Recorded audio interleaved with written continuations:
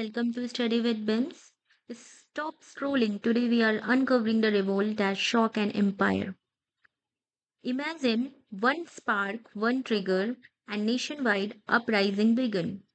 In today's lecture, we will decode the revolt of 1857, causes, leader, event, and exam-ready facts. This topic is extremely important for all competitive exams. Keep your note ready. You will get direct revision point. Let's start. Please stay with me till the end. Once you understand this flow, you will never forget it. So, आज के lecture में हम revolt of 1857 देखेंगे. Basically देखो ये हुआ क्या था. बेसिकली 1857 का रिवोल्ट ये जो था ये एक रिबल मतलब हुआ ये था कि 1857 भारत में ब्रिटिश शासन के खिलाफ पहला बड़ा संगठित विद्रोह था. ये सिपाहियों के विद्रोह से शुरू हुआ था और बाद में व्यापक जन आंदोलन बन गया. तो पहले हम इसके कॉजेस को देखेंगे. उस पे फिर हम देखेंगे कि क्या क्या इकोनॉमिक इफेक्ट हुआ. फिर हम देखेंगे इमीडिएट कॉज एंड क्या सोशल कॉज हुआ. सो बेसिकली आप इतना याद रखो कि ये इंडिया का first major rebellion after 100 year of British rule. मतलब ब्रिटिशर्स ने 100 ईयर रूल कर लिया था. अब उसके बाद एक सबसे फर्स्ट रिवोल्ट हुआ था जिसको हम 1857 रिवोल्ट बोलते हैं. और यहीं से मतलब सारा कुछ चेंज हुआ. हालांकि ये 1857 का जो विद्रोह था भले ही सफल नहीं हुआ, लेकिन इसका भारत के प्रशासन, सेना और नीतियों पे बहुत बड़ा असर पड़ा. ओके. तो बेसिकली बात ये है कि भारत का शासन जो था ईस्ट इंडिया कंपनी से लेकर सीधा ब्रिटिश क्राउन के हाथ में चला गया था. पर 1858 का गवर्नर ऑफ इंडिया पास हुआ था पर कंपनी का शासन समाप्त हो गया था. तो 1857 के रिवोल्ट के बाद वो हुआ था. पहले हम समझेंगे कि 1857 का रिवोल्ट हुआ क्यों था. देखो, हुआ ये था कि 1857 का विद्रोह एक कारण से तो नहीं हुआ था बल्कि कई राजनीतिक, आर्थिक, सामाजिक और सैन्य कारण से हुआ था. आप समझ रहे हो मतलब कि जो ब्रिटिश ईस्ट इंडिया कंपनी थी वो इनके ना राज्य को मतलब कि कैप्चर करना चाहती थी. लाइक डॉक्ट्रिन ऑफ लैप्स एक था.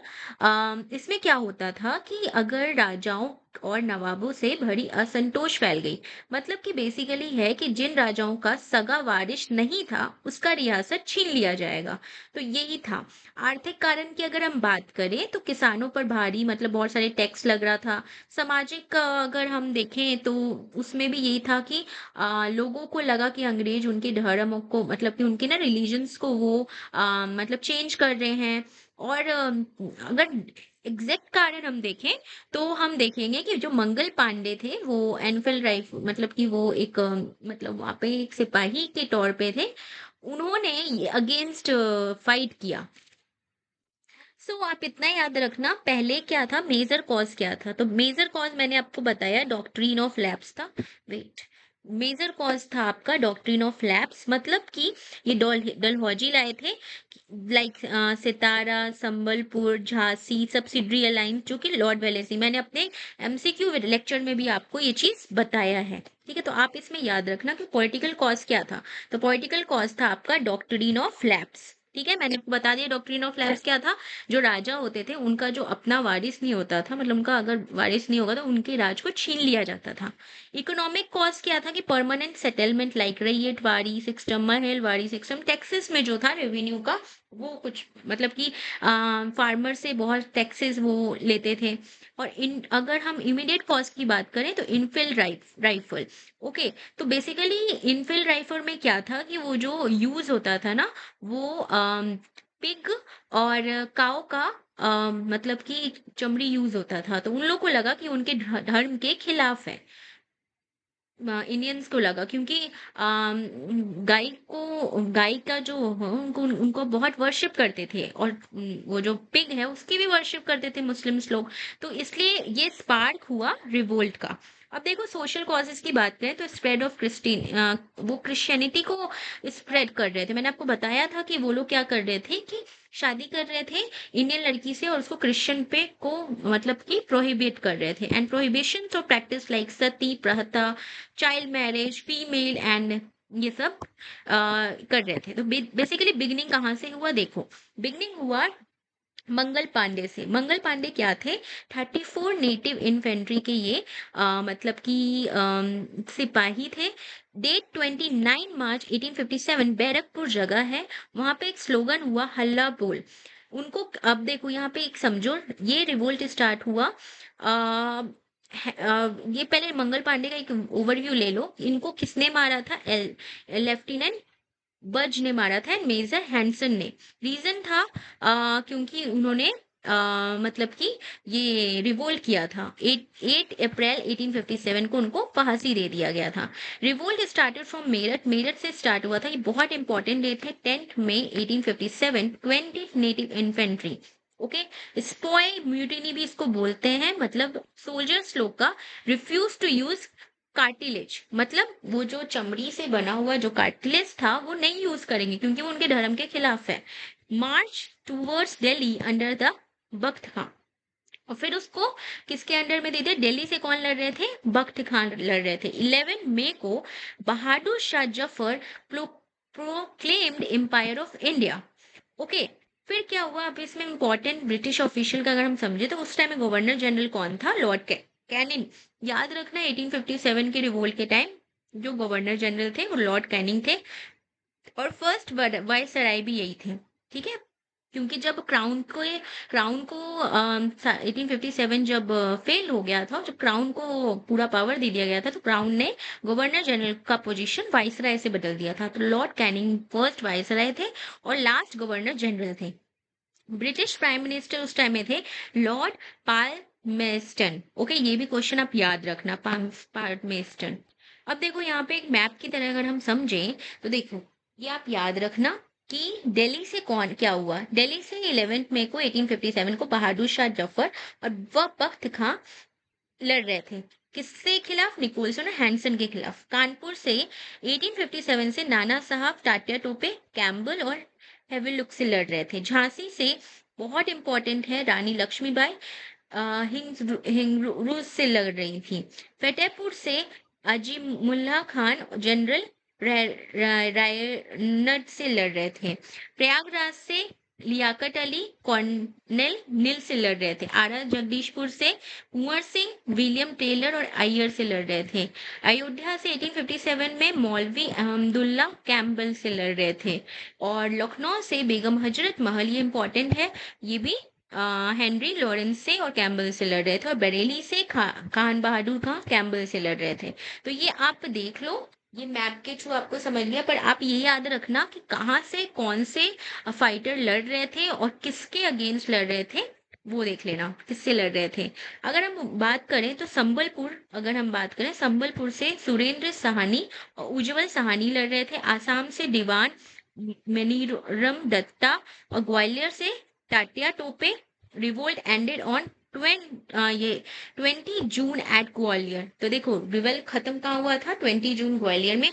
अब देखो ये फेल हो गया था रिवोल्ट, क्यों फेल हुआ था? देखो रीजन आप मेंस में बहुत पूछा जाता है, या ऐसे भी आपको ऑप्शन दे देगा मल्टीपल चॉइस में कि रीजन था कि फेल क्यों हुआ था रिवोल्ट। तो लिमिटेड ज्योग्राफिकल स्प्रेड था, लिमिटेड सोशल बेस था, एडुकेशन क्लास थे, और लैक ऑफ लीडरशिप कम्युनिकेशन और एब्सेंस था पॉलिटिकल पर्सपेक्टिव का। तो बेसिकली कहने का मतलब है कि ये जो ना बहुत कम, मतलब कि देखो अभी आप देख रहे हो, गिन के देख रहे हो तो 10-12 जगह पे ये रिवोल्ट हुआ था। तो हर जगह को सब यूनाइटेड नहीं थे, सब अपने अपने स्टेट के लिए लड़ रहे थे। सब अगर यूनाइट होके लड़ते तो शायद ज्यादा अच्छा होता ये रिवोल्ट, इसीलिए। और अगर हम बात करें opinion of pre pre prominent historians and their books की बात करें तो वीडी शवाकर बोलते हैं कि इंडिया फर्स्ट वॉर इंडिपेंडेंस है ये। फिर ये याद रखिएगा। टी आर होम्स बोलते हैं कि ये वॉर बिटवीन बारबेडस और सिविलाइजेशन का था। फिर ये फिर एक मतलब कि डिसराली बोलते हैं नेशनल रिवोल्ट था। जॉन लॉरेंस बोलते हैं ये कंप्लीट ये सिपाही म्यूटिनी था क्योंकि सिपाही लोग लड़े थे। अगर हम बुक्स की बात करें तो वीरी सावरकर एक बुक लिखे थे, Indian war of independence 1957। I think ये 1857 होगा, ओके।